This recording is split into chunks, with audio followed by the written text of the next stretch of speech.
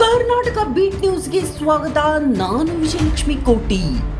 ಲಿಂಗಸ್ಕೂರು ತಾಲೂಕಿನ ಅಂಗನವಾಡಿ ಕೇಂದ್ರಗಳಿಗೆ ಸರಬರಾಜು ಮಾಡಲಾಗುತ್ತಿರುವ ಆಹಾರ ಪದಾರ್ಥಗಳ ಗುಣಮಟ್ಟದ ಕುರಿತು ಸಾರ್ವಜನಿಕರಿಂದ ಹಾಗೂ ಪೋಷಕರಿಂದ ನಿರಂತರವಾಗಿ ದೂರುಗಳು ಬಂದ ಹಿನ್ನೆಲೆಯಲ್ಲಿ ವಿಧಾನ ಪರಿಷತ್ ಸದಸ್ಯ ಶರಣಗೌಡ ಪಾಟೀಲ್ ಬಯ್ಯಾಪುರ್ ಅವರು ಆಹಾರ ದಾಸ್ತಾನು ಗೋಡೌನ್ಗೆ ಭೇಟಿ ನೀಡಿ ಪರಿಶೀಲನೆ ನಡೆಸಿದರು.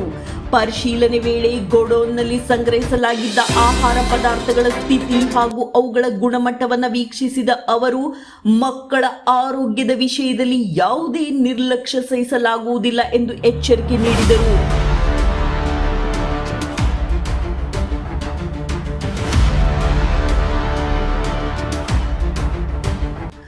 ಅಂಗನವಾಡಿ ಮಕ್ಕಳಿಗೆ ಪೌಷ್ಟಿಕ ಆಹಾರ ಒದಗಿಸುವ ಉದ್ದೇಶದಿಂದ ಸರ್ಕಾರ ಕೋಟ್ಯಾಂತರ ರೂಪಾಯಿ ವೆಚ್ಚ ಮಾಡುತ್ತಿದೆ. ಆದರೆ ಕೆಲವೆಡೆ ಸರಬರಾಜು ಮಾಡಲಾಗುತ್ತಿರುವ ಆಹಾರ ಪದಾರ್ಥಗಳ ಗುಣಮಟ್ಟದ ಬಗ್ಗೆ ಗಂಭೀರ ಆರೋಪಗಳು ಕೇಳಿಬಂದಿವೆ.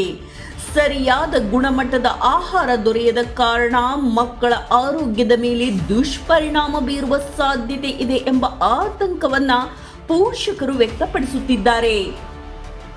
ಮಕ್ಕಳಿಗೆ ನೀಡುವ ಆಹಾರ ಪದಾರ್ಥಗಳು ಆರೋಗ್ಯಕರ ಹಾಗೂ ಗುಣಮಟ್ಟದಿಂದ ಕೂಡಿರಬೇಕು. ಆದರೆ ಕೆಲವು ಆಹಾರ ಸಾಮಗ್ರಿಗಳ ಕುರಿತು ಅನುಮಾನಗಳು ವ್ಯಕ್ತವಾಗುತ್ತಿದ್ದು, ಈ ಬಗ್ಗೆ ಸಮಗ್ರ ತನಿಖೆ ನಡೆಸುವ ಅಗತ್ಯವಿದೆ ಎಂದು ಅವರು ಅಭಿಪ್ರಾಯಪಟ್ಟರು. ಗೋಡೌನ್ನ ನಿರ್ವಹಣೆಯೇ ಆಹಾರ ಪದಾರ್ಥಗಳ ಕಂಡುಬಂದ ಲೋಪದೋಷಗಳನ್ನು ಸರಿಪಡಿಸುವಂತೆ ಸೂಚನೆ ನೀಡಿದರು. ಆಹಾರ ಪದಾರ್ಥಗಳ ಖರೀದಿ ಮತ್ತು ಸರಬರಾಜು ಪ್ರಕ್ರಿಯೆಯಲ್ಲಿ ಯಾವುದೇ ರೀತಿಯ ಅವ್ಯವಹಾರ ನಡೆದಿದ್ದರೆ ತಪ್ಪಿತಸ್ಥರ ವಿರುದ್ಧ ಕಾನೂನು ಕ್ರಮ ಕೈಗೊಳ್ಳುವಂತೆ ಆಗ್ರಹಿಸಿದರು.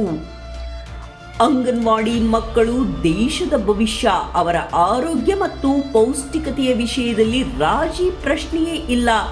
ಆಹಾರ ಸರಬರಾಜು ವ್ಯವಸ್ಥೆಯಲ್ಲಿ ಯಾವುದೇ ರೀತಿಯ ಅಕ್ರಮ ಅಥವಾ ನಿರ್ಲಕ್ಷ್ಯ ಕಂಡು ಬಂದರೆ ಅದನ್ನು ಸರ್ಕಾರದ ಗಮನಕ್ಕೆ ತಂದು ಸೂಕ್ತ ಕ್ರಮ ಕೈಗೊಳ್ಳಲಾಗುವುದು. ಈ ಕುರಿತು ಸಂಬಂಧಪಟ್ಟ ಮೇಲಾಧಿಕಾರಿಗಳೊಂದಿಗೆ ಚರ್ಚಿಸಿ ಸಮಗ್ರ ವರದಿ ಪಡೆಯಲಾಗುವುದು ಎಂದು ಶರಣಗೌಡ ಪಾಟೀಲ್ ಬಯ್ಯಾಪುರ್ ತಿಳಿಸಿದರು. ಈ ಸಂದರ್ಭದಲ್ಲಿ ಜಿಲ್ಲಾ ಗ್ಯಾರಂಟಿ ಯೋಜನೆಗಳ ಅನುಷ್ಠಾನ ಸಮಿತಿಯ ಅಧ್ಯಕ್ಷ ಪಾಮಯ್ಯ ಮುರಾರಿ, ನಗರ ಪ್ರಾಧಿಕಾರದ ಅಧ್ಯಕ್ಷ ಭೂಪನಗೌಡ ಪಾಟೀಲ್, ಟಿಎಪಿಎಂಸಿ ಅಧ್ಯಕ್ಷ ಶಶಿಧರ್ ಆಶಿಹಾಳ್, ಸೋಮಶೇಖರ್ ಐದ್ನಾಳ್, ಬಸವರಾಜ್ ಗೌಡ ಗಣೇಕಲ್, ಪ್ರಮೋದ್ ಕುಲಕರ್ಣಿ, ಜಗದೀಶ್, ಪ್ರಕಾಶ್ ಕುರಿ, ಅನೀಶ್ ಪಾಷಾ, ಸಿದ್ದಪ್ಪ ಪರಂಗಿ, ಚನ್ನಾರೆಡ್ಡಿ ಬಿರಾದಾರ್ ಸೇರಿದಂತೆ ಹಲವಾರು ಮುಖಂಡರು ಇದ್ದರು.